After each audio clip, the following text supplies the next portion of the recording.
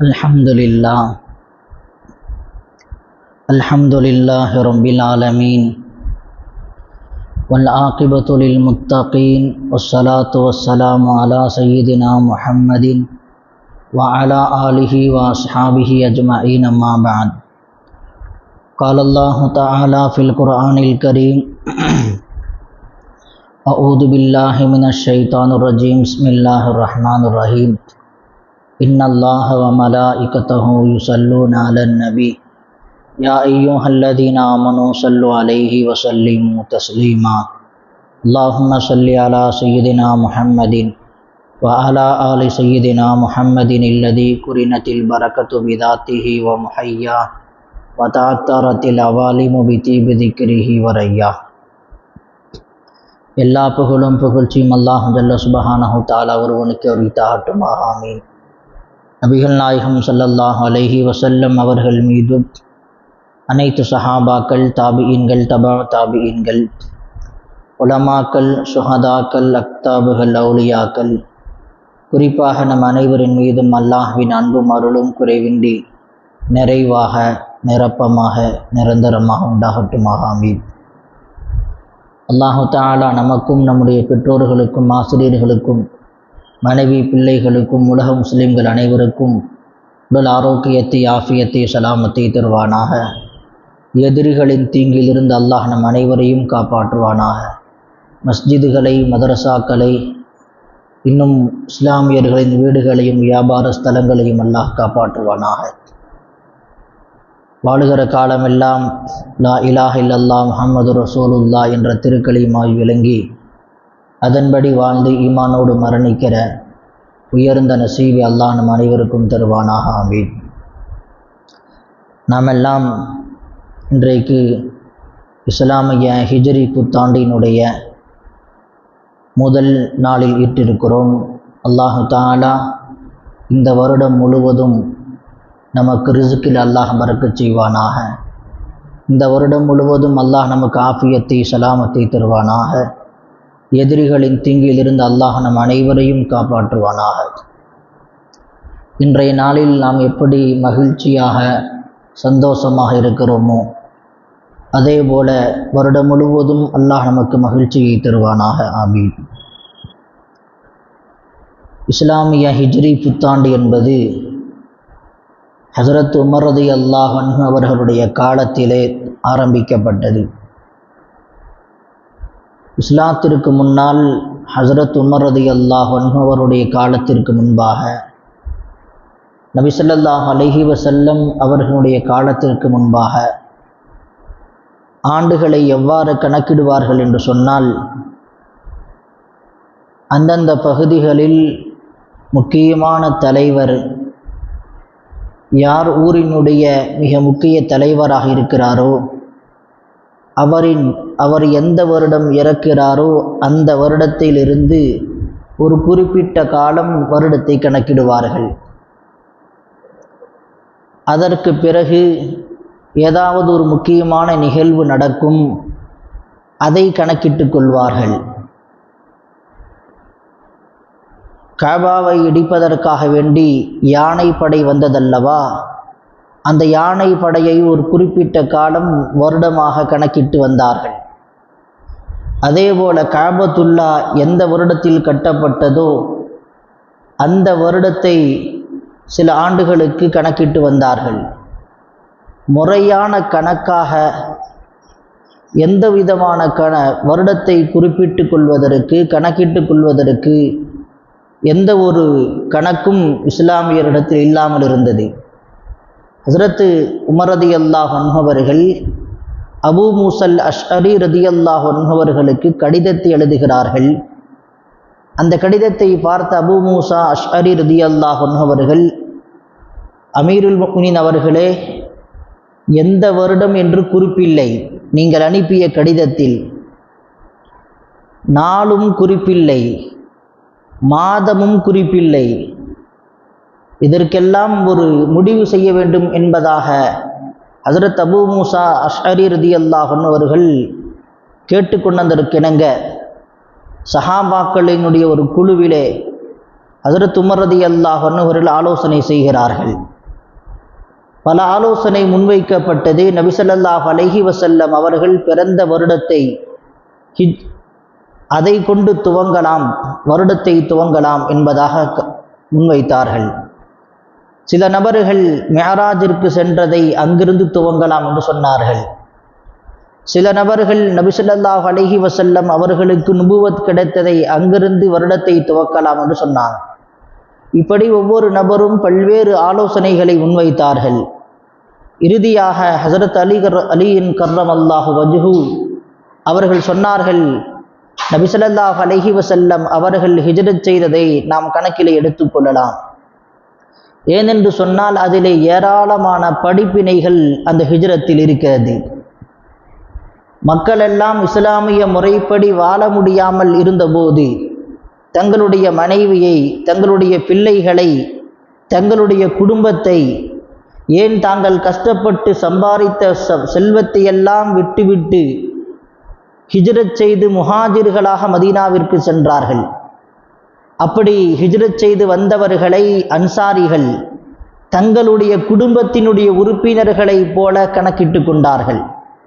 சரிபாதி சொத்தை கொடுத்தார்கள், தங்குவதற்கு வீட்டை கொடுத்தார்கள், உடுத்துவதற்கு ஆடையை கொடுத்தார்கள், உண்ணுவதற்கு உணவை கொடுத்தார்கள், வியாபாரத்தை பங்கிட்டு கொடுத்தார்கள்.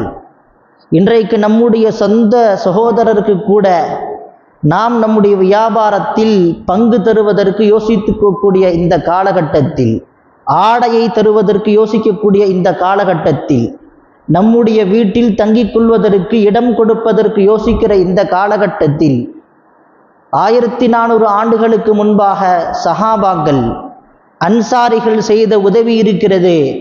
யாராலும் கற்பனையால் கூட நினைத்து பார்க்க முடியாத அளவுக்கு மிக பிரம்மாண்டமான உதவியை செய்தார்கள்.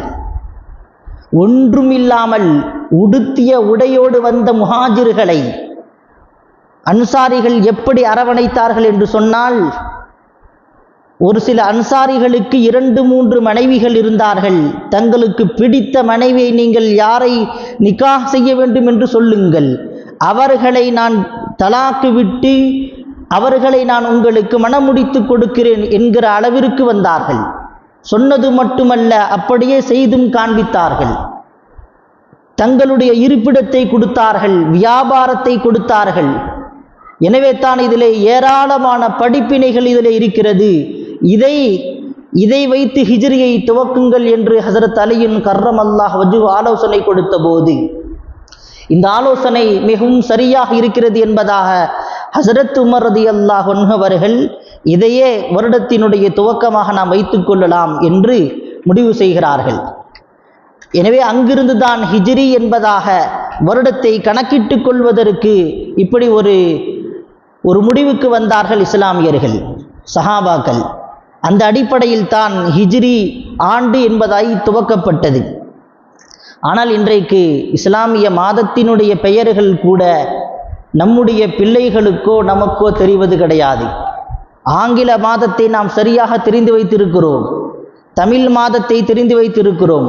ஆனால் இஸ்லாமிய மாதத்தை, அதனுடைய பிறை கணக்கை நாம் தெரியாமல் இருப்பது மிகவும் கைசேதத்திற்குரியது, வருத்தத்திற்குரியது. நபி ஸல்லல்லாஹு அலைஹி வஸல்லம் அவர்களிடத்தில் சஹாபாக்கள் வந்து முறையிடுறாங்க. அவர்கள் பட்ட கஷ்டத்தை ஹப்பாப் ரலியல்லாஹு அன்ஹு, யா ரசூலல்லாஹ், என்னால் வாழ முடியவில்லை, காஃபிர்கள் கடுமையாக என்னை தண்டிக்கிறார்கள், என்னை கொடுமைப்படுத்துகிறார்கள், எனக்காக வேண்டி துஆ செய்யுங்கள் என்று சொன்னபோது நபி ஸல்லல்லாஹு அலைஹி வஸல்லம் சொன்னாங்க, உங்களுக்கு முன்னால் வாழ்ந்த இஸ்லாமியர்கள், நமக்கு முன்னால் வாழ்ந்தவர்கள் எப்படிப்பட்ட கஷ்டத்தை தெரியுமா அடைந்தார்கள்? அவர்களை இரும்பினால் ஆன கம்பியை கொண்டு குத்துவார்கள், இரும்பினால் ஆன கம்பியை கொண்டு தலையில் அடித்திருக்கிறார்கள். இப்படி பல சிரமங்களை நம்முடைய முன்னோர்கள் சந்தித்திருக்கிற போது சின்ன சின்ன கஷ்டங்களை கூட பொறுத்து கொள்ளாமல் துஆ செய்யுங்கள் என்று சொல்லுகிறீர்களே என்று கேட்டார்கள். ஸல்லல்லாஹு அலைஹி வஸல்லம் சொன்னாங்க, சஹாபாக்களுக்கு கொஞ்ச காலம் பொறுத்து கொள்ளுங்கள், அல்லாஹு ஜல்ல சுப்ஹானஹு தஆலா நிச்சயம் வழிகாட்டுவான், அல்லாஹு தஆலா உதவி செய்வான், கொஞ்ச காலம் பொறுத்து கொள்ளுங்கள் என்பதாக சஹாபாக்களுக்கு ஆறுதலான வார்த்தையை சொல்லிக் கொடுத்து வந்தார்கள். அந்த அடிப்படையில் சஹாபாக்கள் இஸ்லாத்தினுடைய ஆரம்ப காலகட்டத்தில் கடுமையான சிரமத்தை சந்தித்தார்கள். இவ்வளவுதான் கஷ்டத்தை சந்தித்தார்கள் என்று சொல்ல முடியாத அளவுக்கு ஏராளமான சிரமங்களை சந்தித்தார்கள். ஹஸ்ரத் ஷுஐப் ரலியல்லாஹு அன்ஹு அவர்கள் தாங்கள் சம்பாதித்து மிகப்பெரிய செல்வந்தராக மக்காவில் வாழ்ந்தவர்கள். ஒவ்வொரு சஹாபியாக ஹிஜ்ரத் செல்கிற போது ஷுஐப் ரலியல்லாஹு அன்ஹு அவர்களும் ஹிஜ்ரத்திற்கு செல்கிறார்கள். அப்படி செல்லக்கூடிய நேரத்தில் மக்காவினுடைய காஃபிர்கள் பல பேர் ஒன்று சேர்ந்து கொண்டாங்க. எங்கள் ஊரிலிருந்து சம்பாதித்து நாங்கள் தான் உங்களை செல்வந்தராக ஆக்கினோம், நாங்கள் உங்களிடத்திலே பொருட்களை வாங்காவிட்டால் நீங்கள் எப்படி செல்வந்தராக இருப்பீர்கள்? எங்கள் ஊரில் சம்பாதித்து விட்டு நீங்கள் எங்கள் ஊரை விட்டு நீங்கள் செல்வத்தை முழுவதும் எடுத்துக்கொண்டு செல்லலாமா? நாங்கள் அனுமதிக்க மாட்டோம், ஹிஜ்ரத் செய்வதற்கு அனுமதிக்க மாட்டோம். தடுத்து நிறுத்தினார்கள் ஷுஐப் ரலியல்லாஹு அன்ஹு அவர்களை. ஷுஐப் ரலியல்லாஹு கேட்டாங்க, உங்களுக்கு என்ன வேணும்? என்னை விட்டு விடுங்கள், நீங்கள் சம்பாதித்த சொத்துக்களை நீங்கள் எடுத்து செல்லக்கூடாது. ஷுஐப் ரலியல்லாஹு சொன்னாங்க, ஒரு மரத்தை சுட்டி காட்டினார்கள், இந்த மரத்திற்கு அடியில் என்னுடைய சொத்துக்கள் முழுவதையும் நான் புதைத்து வைத்திருக்கிறேன், எடுத்துக்கொள்ளுங்கள். அதே மாதிரி போய் பார்த்தாங்க, ஷுஐப் ரலியல்லாஹு அன்ஹு அவருடைய சொத்துக்கள் முழுவதும் அங்கே இருந்தது. சஹாபாக்கள் யாரும் பொய் சொல்ல மாட்டார்கள். ஸல்லல்லாஹு அலைஹி வஸல்லம் சர்டிஃபிகேட் கொடுத்திருக்கிறாங்க, அஸ்ஹாபி கன் நுஜூமி ஃபபி ஐயிஹிம் இக்ததைத்தும் இஹ்ததைத்தும், என்னுடைய தோழர்கள் நட்சத்திரத்தை போன்றவர்கள், நீங்கள் யாரை பின்பற்றினாலும் நேர்வழி பெற்று விடுவீர்கள் என்று பெருமானார் ஸல்லல்லாஹு அலைஹி வஸல்லம் அவர்களால் பாராட்டு பெற்றவர்கள் சஹாபாக்கள். அவர்கள் உண்மையை மட்டும் தான், நபி அவர்கள் எப்படி உண்மையை மட்டும் பேசினார்களோ அதே போல சஹாபாக்கள் உண்மையை மட்டும் தான் பேசினார்கள். போய் பார்த்தாங்க, அந்த மரத்துக்கடியில் ஷுஐப் ரலியல்லாஹுடைய சொத்துக்கள் இருந்தது, ஏராளமான குவியலான சொத்துக்கள். அவர்கள் கஷ்டப்பட்டு சம்பாதித்த அனைத்தையும் ஷுஐப் ரலியல்லாஹு விட்டுவிட்டு தன்னந்தனியாக செல்கிறார்கள். இப்படி ஏராளமான சஹாபாக்கள். முதலாக ஹிஜ்ரத் செய்த அபூ சலமா ரலியல்லாஹு அன்ஹு தன்னுடைய மனைவியை விட்டுவிட்டு தன்னுடைய குழந்தையை விட்டுவிட்டு தனியாக செல்கிறார்கள். பெண்கள் ஹிஜ்ரத் செய்திருக்கிறார்கள். நபி ஸல்லல்லாஹு அலைஹி வஸல்லம் அவருடைய பிள்ளைகள் ஹிஜ்ரத் செய்திருக்கிறார்கள். தன்னந்தனியாக எந்த விதமான ஆண் துணையும் இல்லாமல் பெண்கள் நடந்த ஹிஜ்ரத்திற்கு செய்திருக்கிறார்கள். இஸ்லாமிய முறைப்படி வாழ வேண்டும் என்கிற ஒரே ஒரு காரணத்திற்காக, ஷரீஅத்தை கடைபிடித்து நடக்க வேண்டும் என்கிற ஒரே ஒரு காரணத்திற்காக தன்னுடைய குடும்பத்தை விட்டுவிட்டு, தான் சம்பாதித்த செல்வத்தை விட்டுவிட்டு, அனைத்தையும் விட்டுவிட்டு, சொந்த ஊரை விட்டுவிட்டு அந்நிய ஊருக்கு சென்றார்கள். ஆனால் இன்றைக்கு நாம் எதையும் தியாகம் செய்வதற்கு தயாராக இல்லை. நாம் எதையும் தியாகம் செய்வதற்கு, சஹாபாக்கள் பட்ட கஷ்டத்திலிருந்து ஒரு அணு அளவு கூட நாம் கஷ்டப்படுவதற்கு தயாராக இல்லை. ஆனால் நம்முடைய வாழ்க்கையில் பரக்கத் வேண்டும் என்று எதிர்பார்க்கிறோம். நம்முடைய வாழ்க்கையில் கஷ்டம் வரக்கூடாது என்று நினைக்கிறோம். கடன் இருக்கக்கூடாது என்று நினைக்கிறோம். கஷ்டப்படாமலேயே சுமணத்திற்கு செல்ல வேண்டும் என்று ஆசைப்படுகிறோம். அல்லாஹ் சொல்லுகிறான், திருக்குர்ஆனை சொல்லி காட்டுகிறான், யாரும் சோதிக்கப்படாமல் சுவனத்திற்கு செல்ல முடியாது. கஷ்டத்தை சந்திக்காமல் யாரும் சுவனத்திற்கு செல்ல முடியாது. எனவே பலவிதமான இஸ்லாத்தை ஏற்றுக்கொண்டதற்காக வேண்டி பலவிதமான சிரமங்களை சந்தித்துத்தான் ஆக வேண்டும். அதை எப்படி சஹாபாக்கள் எதிர்கொண்டார்களோ, எதை எப்படி பொறுமையோடு அதை தற்காத்து கொண்டார்களோ, அவர்கள் பொறுமையோடு இருந்தார்களோ, அதே போல நமக்கு ஏற்படுகிற சில கஷ்டங்களை நாம் சகித்து கொள்ள வேண்டும். இந்த ஹிஜ்ரத்தினுடைய பயணத்திலிருந்து ஏராளமான படிப்பினைகள். நபி ஸல்லல்லாஹு அலைஹி வஸல்லம் அவர்கள் ஹஸ்ரத் அபூபக்கர் ரலியல்லாஹு அன்ஹு அவர்களை அழைத்து கொண்டு மக்காவிலிருந்து வெளியே செல்கிறார்கள். காஃபிர்கள் ஏராளமான பொருட்களை கொடுத்து வச்சிருக்கிறாங்க. தன்னுடைய மனைவிக்கு தெரியாமல், தன்னுடைய சகோதரருக்கு தெரியாமல், தன்னுடைய பிள்ளைக்கு தெரியாமல் அமானிதமாக நபி ஸல்லல்லாஹு அலைஹி வஸல்லம் அவங்கள்ட்ட கொண்டாந்து கொடுத்துருந்தாங்க. நாங்கள் வாங்கி கொள்கிறோம், நீங்கள் வைத்து இருங்கள். ஸல்லல்லாஹு அலைஹி வஸல்லம் அமானித பொருட்கள் ஏராளமான பொருளை வச்சுருந்தாங்க. அந்த பொருட்களை பயன்படுத்தவில்லை. யார் யார் எந்தெந்த பொருட்களை எப்படி கொடுத்தார்களோ அந்தந்த பொருட்களை மீண்டும் அப்படியே ஒப்படைக்கப்பட்டது. நபி ஸல்லல்லாஹு அலைஹி வஸல்லம் சொன்னாங்க, அலி ரலியல்லாஹு அன்ஹு அவர்கள் அழைத்து, என்னுடைய இடத்தில் நீங்கள் படுத்துக் கொள்ளுங்கள், நீங்கள் இந்த அமானிதங்களை எல்லாம் ஒப்படைத்து விட்டு நீங்கள் மதீனாவிற்கு வாருங்கள். நபி ஸல்லல்லாஹு அலைஹி வஸல்லம் அவர்களுடைய இந்த வார்த்தை இருக்கிறதே, அலி ரலியல்லாஹு அன்ஹு அவர்களுக்கு ஒரு உற்சாகத்தை கொடுத்தது. என்னை யாரும் எதுவும் செய்ய முடியாது, எனக்கு யாரும் தொந்தரவு தர முடியாது என்கிற ஊக்கத்தை கொடுத்தது. நம்பினார்கள் ஸல்லல்லாஹு அலைஹி வஸல்லமுடைய வார்த்தையில். அவர்கள் சொன்ன வார்த்தையில், நிச்சயம் நான் மதீனாவிற்கு செல்வேன் என்கிற, அதுவரைக்கும் எனக்கு வஃபாத் வராது என்கிற நம்பிக்கை அந்த சஹாபிகள் இடத்துல இருந்தது. ஹஸ்ரத் அலி ரலியல்லாஹு அன்ஹு அவர்கள் நபியினுடைய வார்த்தைக்கு முக்கியத்துவம் கொடுத்ததின் காரணமாக, நபியினுடைய வார்த்தையை முழுமையாக நம்பியதின் காரணமாக அல்லாஹ் எப்படி பாதுகாக்கிறான் பாருங்கள்.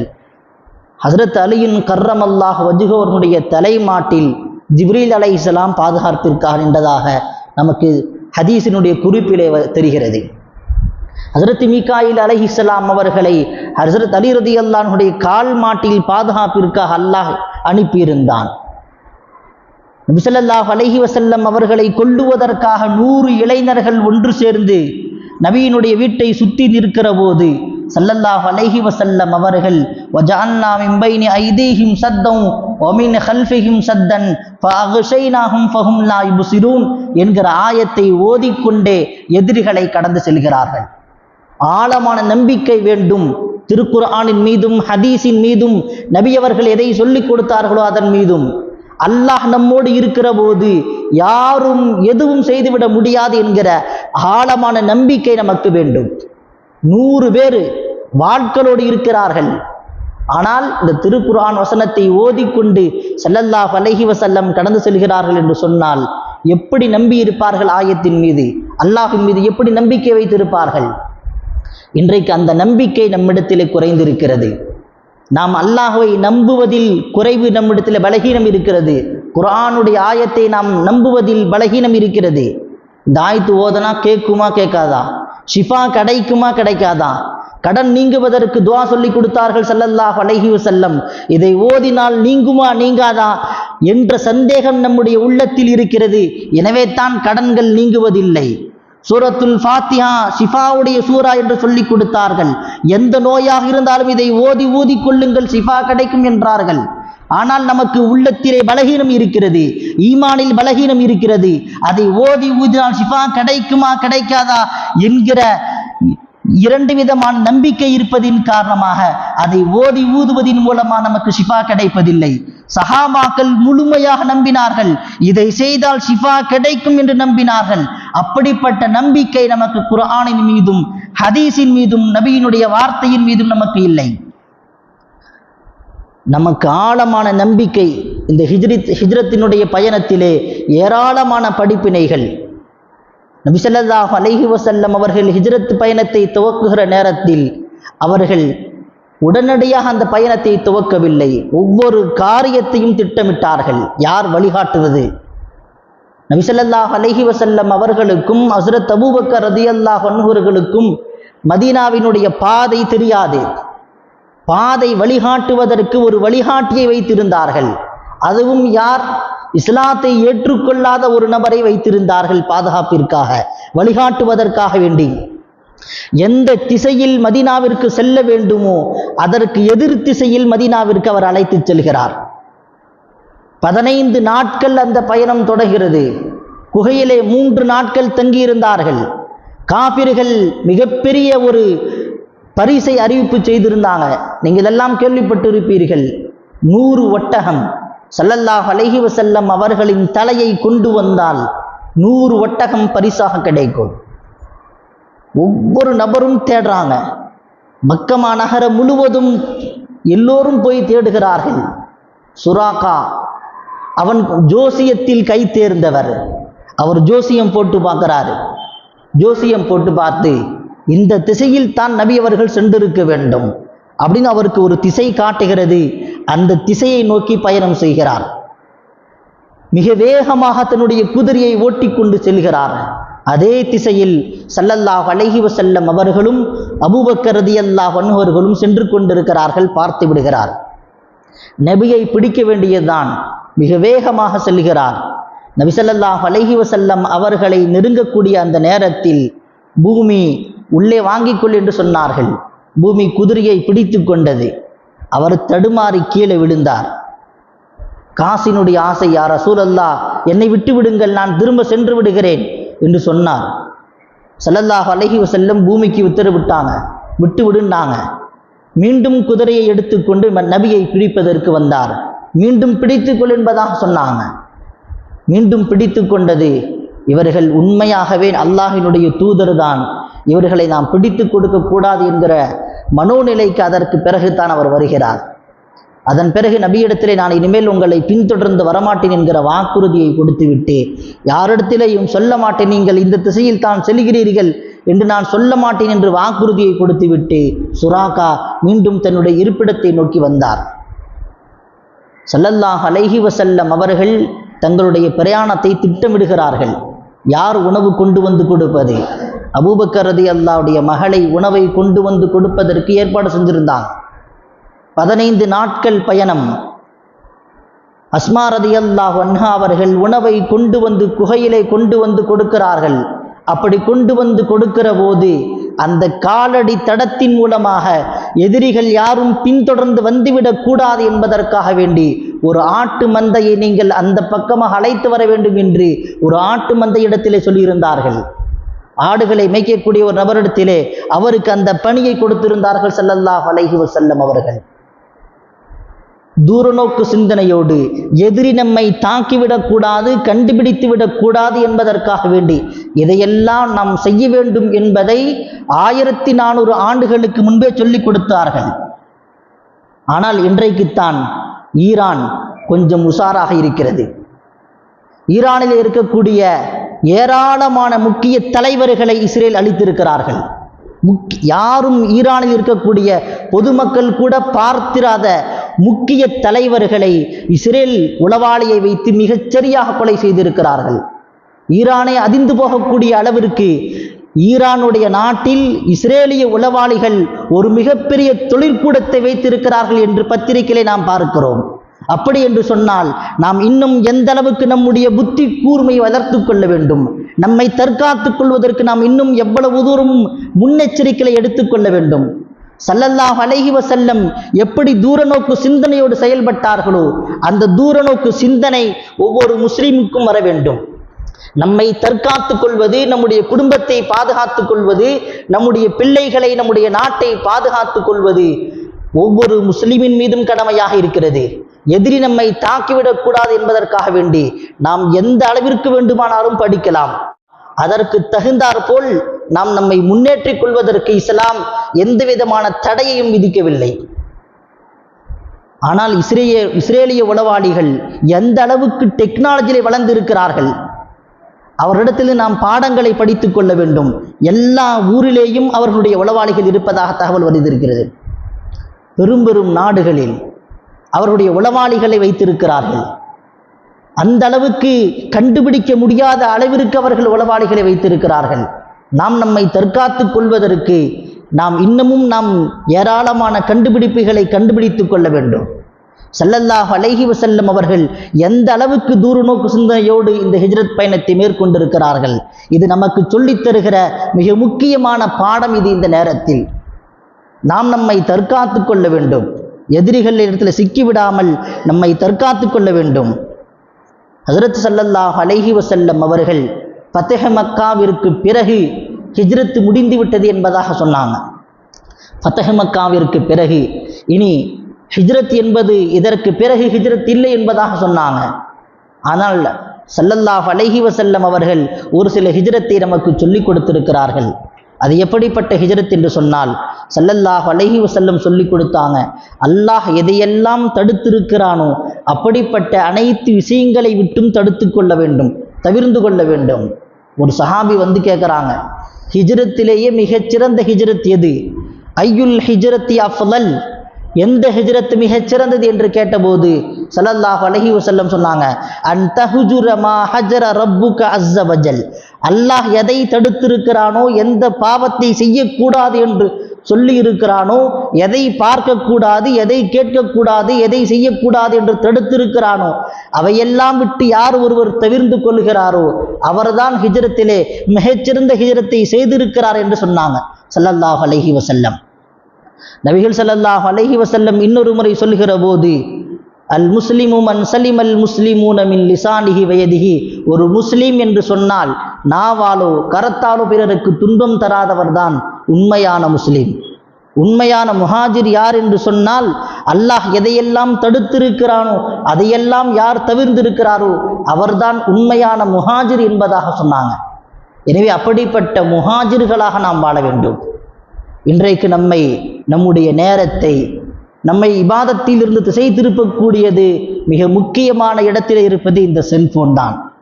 இந்த செல்போனும் இன்டர்நெட்டும் தான் நம்முடைய வாழ்க்கையை தொலைத்து கொண்டிருக்கிறது. நம்முடைய அதிகமான நேரத்தை நம்மை இபாதத்தை விட்டும் தடுக்கக்கூடியது போதை பொருட்களினுடைய பட்டியலில் இந்த செல்போனை சேர்த்திருக்கிறார்கள். எப்படி போதை பொருட்களை தவிர்த்து கொள்ள வேண்டுமோ அதுபோல அந்த போதை பொருட்களினுடைய வகைகளில் அந்த பட்டியலில் இந்த செல்போனையும் இன்டர்நெட்டையும் கொண்டு வந்திருக்கிறார்கள். அந்த அளவுக்கு போதையில் கூட இவ்வளவு அடிக்ட் ஆகுவதில்லை. ஆனால் இன்றைக்கு நம்முடைய நேரம் முழுவதும் இந்த செல்போனில் தான் கழிந்து கொண்டிருக்கிறது. அல்லாஹ்வை வணங்குவதற்காக படைக்கப்பட்ட நாம், அல்லாஹ் திருக்குர்ஆனில் சொல்லி காட்டுகிறான், மனிதனை எதற்காக படைத்தோம்? தன்னை வணங்குவதற்காகத்தான் படைத்தோம் என்பதை அல்லாஹ் சொல்லி காட்டுகிறான். ஆனால் இன்றைக்கு நாம் அதையெல்லாம் மறந்துவிட்டு, அல்லாஹினுடைய கட்டளையை மறந்துவிட்டு, நபியினுடைய கட்டளையை மறந்துவிட்டு நாம் இன்றைக்கு வாழ்ந்து கொண்டிருக்கிறோம் என்று சொன்னால் அல்லாஹினுடைய எச்சரிக்கையை நாம் பயப்பட வேண்டும். ஸல்லல்லாஹு அலைஹி வஸல்லம் சொல்றாங்க, யார் யார் எதை நோக்கி பயணம் செய்கிறார்களோ அதை அடைந்து கொள்வார்கள். ஸல்லல்லாஹு அலைஹி வஸல்லம் சொன்னாங்க, இன்னமல் அமாலு பின்னியாத், என் செயல்கள் அனைத்தும் எண்ணங்களை கொண்டுதான் நடக்கிறது. பமன் கானத் ஹிஜ்ரத்துஹு இலல்லாஹி வ ரசூலுஹி, யார் அல்லாஹையும் ரசூலையும் அடைய வேண்டும் என்கிற ஆசை யாருக்கு இருக்கிறதோ, அந்த ஆசையை நோக்கி யார் பயணப்படுகிறாரோ அவர் அல்லாஹையும் ரசூலையும் அடைந்து கொள்வார். ஃபமன் கானத் ஹிஜ்ரத்துஹு இலா துன்யா, இந்த உலகத்தை சம்பாதிக்க வேண்டும், செல்வந்தனாக ஆக வேண்டும், வீடு கட்ட வேண்டும், வாகனம் வாங்க வேண்டும் என்று யார் இந்த உலகத்தை அடைவதற்கு முயற்சி செய்கிறாரோ யுசீபுஹா, அதை அவர் அடைந்து கொள்வார். ஃபமன் கானத் ஹிஜ்ரத்துஹு இலா இம்ரஅத்தின், ஒரு பெண்மணியை நிகா செய்ய வேண்டும், திருமணம் முடிக்க வேண்டும் யார் என்று விரும்புகிறாரோ யதஸவ்வஜுஹா, அவளை திருமணம் செய்து கொள்வார். யார் யார் எதற்கு முயற்சி செய்கிறார்களோ அவைகளை அடைந்து கொள்வார். எனவே நம்முடைய முயற்சி அல்லாஹ்வை அடைய வேண்டும், ரசூலை அடைய வேண்டும் என்கிற ஆசை இருக்க வேண்டும். நம்முடைய ஆசையெல்லாம் லட்சியம் எல்லாம் அல்லாஹ்வை அடைய வேண்டும், ரசூலை அடைய வேண்டும், அல்லாஹ்வை திருப்திப்படுத்த வேண்டும். ஆனால் இன்றைக்கு நாம் ஒரு முடிவெட்டுவதில் கூட அல்லாஹ்வை திருப்திப்படுத்துவது கிடையாது. அல்லாஹ் ரசூலுக்கு மாற்றமாக இன்றைக்கு நம்முடைய பிள்ளைகள் முடிவெட்டுகிறார்கள். நம்முடைய பிள்ளைகள் ஆடைகளை அணிகிறார்கள், தரக்கூட்டு அணிகிறாங்க. ஸல்லல்லாஹு அலைஹி வஸல்லம் தடுத்திருக்கிறாங்க, முடியை நீங்கள் வெட்டினால் சரிசமமாக வெட்டுங்கள், முழுமையாக வெட்டுங்கள், இல்லை என்று சொன்னால் வளர்த்து கொள்ளுங்கள். ஆனால் இன்றைக்கு எப்படி முடி வெட்டுறாங்க? ஒரு சைடு ஃபுல்லா கரண்டி விட்டு முன்னாடி தலை சீவர மாதிரி வெட்டுறாங்க. ஒரு முடி வெட்டுவதில் கூட ஸல்லல்லாஹு அலைஹி வஸல்லம் அவர்களுடைய சுன்னத்தை பின்பற்றாத சமுதாயமாக நாம் இருக்கிறோம். அப்படி இருக்கிற போது நமக்கு எப்படி வெற்றி கிடைக்கும்? நம்முடைய வாழ்க்கையில் எப்படி முன்னேற்றம் கிடைக்கும்? கொஞ்சம் யோசித்து பாருங்கள். நாம் இஸ்லாமிய ஷரியத் சட்டத்தை எதையும் கடைபிடிக்க மாட்டோம், ஆனால் என்னுடைய வாழ்க்கையில் பரக்கத் வேண்டும் என்று நினைக்கிறோம். தாடி வைக்க மாட்டோம், சுன்னத்தை கடைபிடிக்க மாட்டோம், தொழுக மாட்டோம், பள்ளியின் பக்கம் வரமாட்டோம், ஆனால் எனக்கு எல்லாம் கிடைக்க வேண்டும். எப்படி கிடைக்கும்? கொஞ்சம் யோசித்து பாருங்கள். அல்லாஹுக்கு வழிபட்டால் மட்டும்தான், அல்லாஹுக்கு முழுமையாக கட்டுப்பட்டால் அல்லாஹு ஜல்ல சுப்ஹானஹு தஆலா எல்லாவற்றையும் இந்த உலகத்தினுடைய வெற்றியை தருவதாக, மறுமையினுடைய வெற்றி தருவதாக அல்லாஹ் வாக்களிக்கிறான். எனவே அப்படிப்பட்ட வெற்றியாளராக நாம் ஆகுவோம். அல்லாஹு ஜல்ல சுப்ஹானஹு தஆலா அதற்கு தௌஃபீக் செய்வானாக. ஆமீன். வ ஆகிரு தாவானா அல்ஹம்துலில்லாஹி ரப்பில் ஆலமீன்.